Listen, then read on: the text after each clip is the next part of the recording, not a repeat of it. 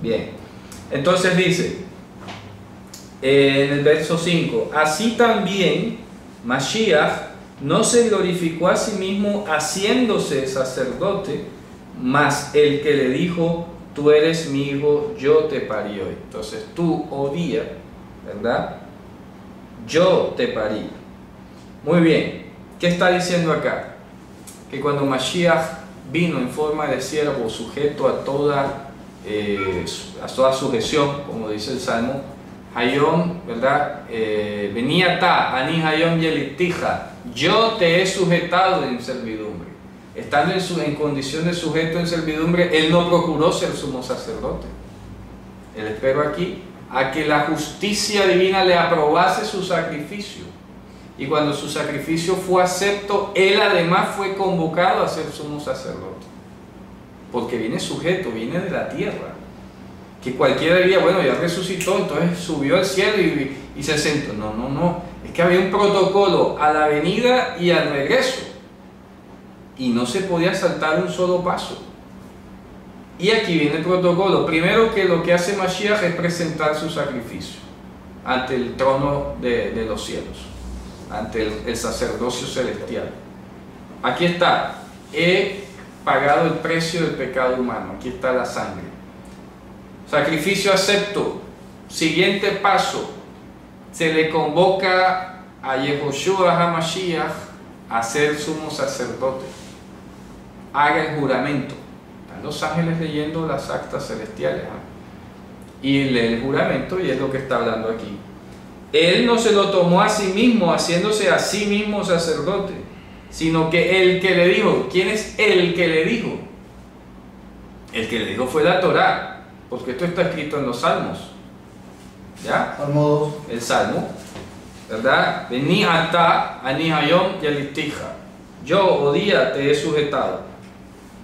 Luego dice, como también dice en otro lugar, ata kohen leolam al librat malkitzedek. Una pregunta, cuando dice sujetado es, si la Torah le dice a Mashiach, yo te he sujetado, lo sujetó a Abba. Claro, lo sujetó a toda servidumbre, a toda justicia. Justicia de los cielos. Sí, sí, obviamente. Cuando hablamos de servidumbre, no es servidumbre de la ley. No, es que a ver, a la servidumbre de la justicia eterna. Se refiere a cuando él le dijo a Juan, es necesario que se cumpla toda justicia, todo procedimiento divino orientado justamente a la regeneración, orientado justamente a pagar el precio pormenorizado de cada delito humano. Así que por eso no se podía saltar un paso. No podía venir, no, yo soy Dios aquí, quítate que yo ahora voy a cambiar de... No se puede.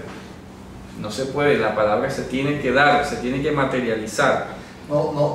Ahí, cuando dice tú eres mi hijo, en hijo podemos decir... Heredero, dueño. Heredero, dueño. Claro, sí.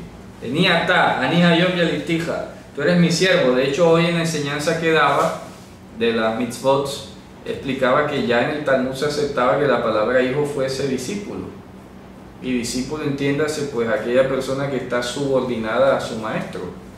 Entonces fíjate tú, pues que hijo, entiéndase discípulo también. Lo que me llama la atención es que la propia Torah le dice a Mashiach, tú eres mi hijo, mi subordinado, mi heredero, claro, ¿cierto? Claro, porque él se ha despojado de las cualidades que le hacen semejante a Dios. Y obviamente va a ser vigente para él todas las disposiciones que él mismo, estando en condición de Dios, escribió de la Torah.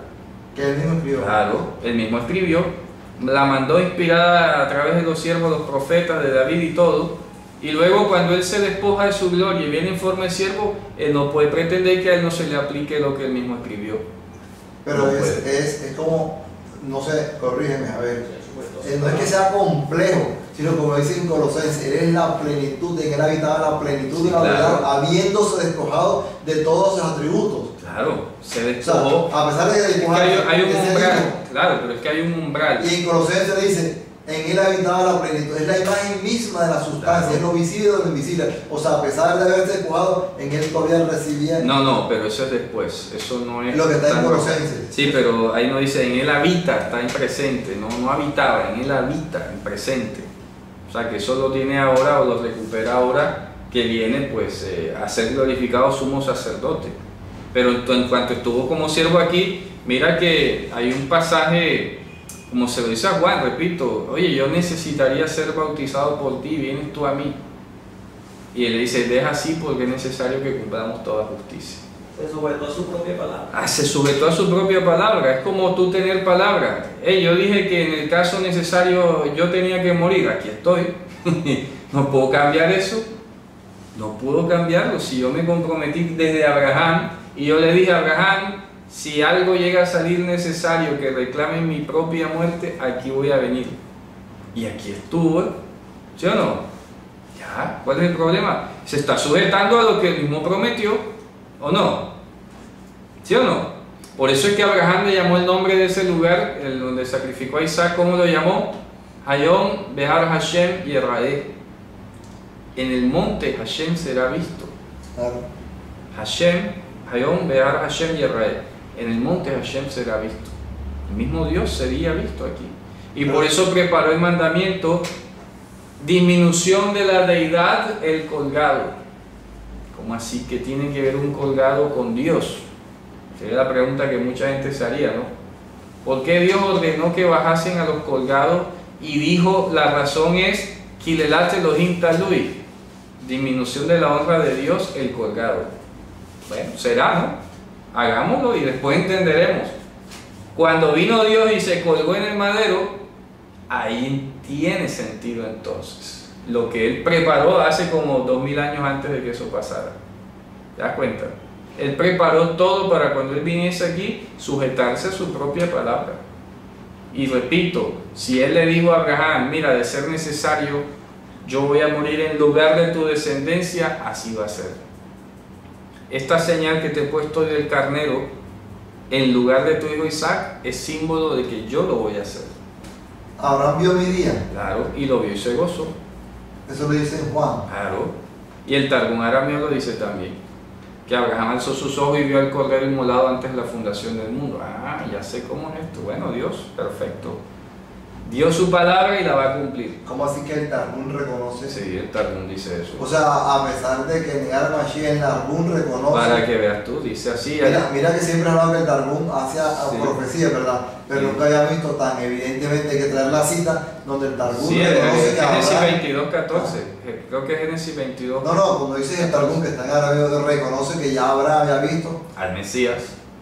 Eso lo dice. Es que por eso es importante entender el Evangelio en el contexto hebreo y en toda la literatura judía, porque esa gente sabía cosas, sabían pistas, se decían cosas. ¿De dónde las sacaban? Pues los profetas seguro se las contaban y la venían heredando, pero eso queda callado y queda sepultado en arameo, y si ya no accedes al arameo, hasta ahí llegaste. Ya se pierde esa literatura. ¿Ok? Entonces luego dice, entonces está haciendo un midrash. Primero está diciendo, dice, tú, oh día eres mío, yo te voy a subordinar. ¿Ok?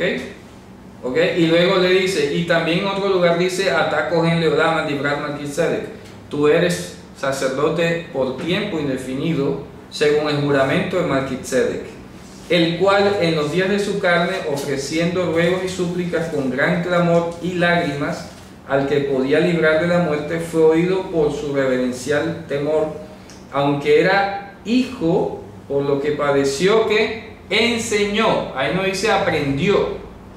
Este es un problema justo de sintaxis también, ¿no? Enseñó la obediencia, que tiene todo el sentido. Él no viene a aprender la obediencia, viene a enseñarla, porque vino con su ejemplo. Ejemplos he dado. ¿Ok? Y a pesar de que él no apeló nunca, como fue el tema de la provocación que le hizo Satanás, si tú eres el Hijo de Dios, entonces lánzate, porque está escrito que Él mandará a sus ángeles cerca de ti para que te guarden y en todos tus caminos no tropieces. No, eso no tiene nada que ver. Yo no voy a usar Mira que salió a Pedro, ¿verdad? Que lo fueron a capturar y Pedro salió con su navajita ahí como malandro. Y guarda eso, Pedro. Si fuera por defenderme, yo pediría 10 legiones de ángeles. O sea, 50.000 ángeles ahí.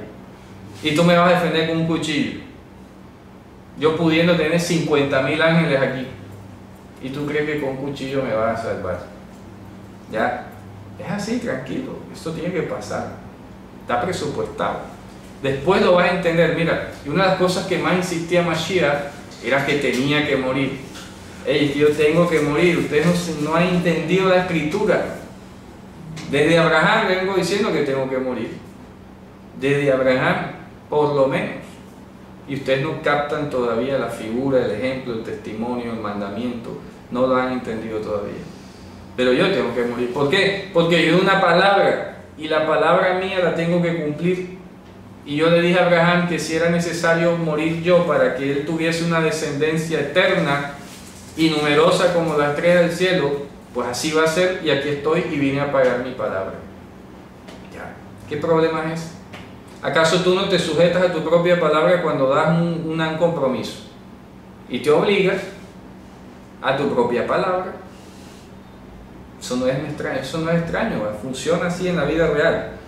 Entonces luego dice, fíjate tú, está clamando pudo haber clamado a la manifestación más maravillosa del poder de Dios en ese momento y evitar morir, ¿cierto? Y sin embargo no, aceptó la muerte, el juicio. Luego dice entonces, y consumado vino a ser causa de eterna salvación a todos los que obedecen, nombrado de Dios, de Elohim, sumo sacerdote, según el juramento de Melquisedec. Porque dice perfeccionado. ¿Dónde dice perfeccionado? Y habiendo sido perfeccionado. No, consumido hasta el final, lo mismo del capítulo 2. Habiendo sido consumido hasta el final, ¿ok? Enseñó, acuérdense lo que estamos hablando, enseñó la obediencia, es lo que está diciendo. Y habiendo sido consumado hasta el final. Consumado hasta el final. Sí, consumido o consumado, da igual. Consumido. O sea, habiendo completado. Claro, habiendo sido consumido el sacrificio, ¿no? Él lo dijo, consumado es. Consumado. Habiendo consumado la obra. Claro, habiendo consumado la obra, ahí no dice siendo perfeccionado, sino consumado. Claro, es la misma corrección que hiciste ya en el capítulo 2, claro. Dice, habiendo sido perfeccionado, como si él tuviese que, padecer para ser mejor. No, debe ser mucho. Entonces dice, habiendo sido consumido hasta el final, vino a ser autor de esa eterna salvación para todos los que le obedecen. Es correcto, a todos los que le oyen. Pues el verbo obedecer no existe en hebreo, existe el verbo oír. ¿Ya? No existe obedecer, existe oír. Shomea. Sí. Entonces cuando oyes, no endurecerás tu corazón, o sea que la obediencia va a ser algo natural, va a ser innato. Por eso es que en otro lugar lo vamos a ver allí, dice, abrirás mis oídos. Porque siempre hemos dicho, y yo lo he comentado, que me llama la atención, dice, mirad lo que oís, nunca se dice ver, siempre es oír. Desde un principio, mira lo que oyes. Porque lo vamos a ver más adelante, porque hay un salmo donde se muestra que tenemos los oídos tapados. Y el Salmo 58 dice también, tienes los oídos tapados como áspid sordo, que no escucha ni siquiera la voz del encantador más diestro. ¿Cierto? Bueno, Javerín. O sea, una pregunta, a ver, me llama poderosamente a muchas afirmaciones que dice, como estamos estudiando con raíces hebreas que son, pues, para un mayor deleite, mayor comprensión, didáctico, como dice el hermano Orlando, que siempre hay ejemplos, y es verdad, pero me llama la atención lo que dijo, a ver, en hebreo no hay la palabra obedecer. No hay, no existe. Existe oír. Oír. Claro. Y es que es lógico, mira, yo lo he dicho y lo experimento con mis niños cuando les doy clases, los niños de colegio, pequeñitos. Si tú logras, es que el proceso de oír realmente, de escuchar, implica que te desconectes de los distractores, por ejemplo, en primer lugar. ¿Okay? Tú te olvidas, pones la mente en blanco, no piensas en nada, porque te vas a dedicar a escuchar. Y resulta que a través de la escucha se te regenera una lógica o se te implanta una lógica que no tenías, y cuando haces ese proceso de regenerar tu lógica o de implantar una nueva, actúas, das un fruto, y ese fruto es lo que se llama obediencia. Entonces la obediencia para nosotros no es más que el fruto de haber oído. El problema es que no vamos a oír si Dios no habla.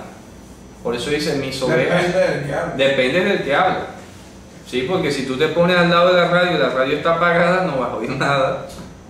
Tienes tus oídos intactos y todo, pero no vas a oír nada porque dependes del emisor.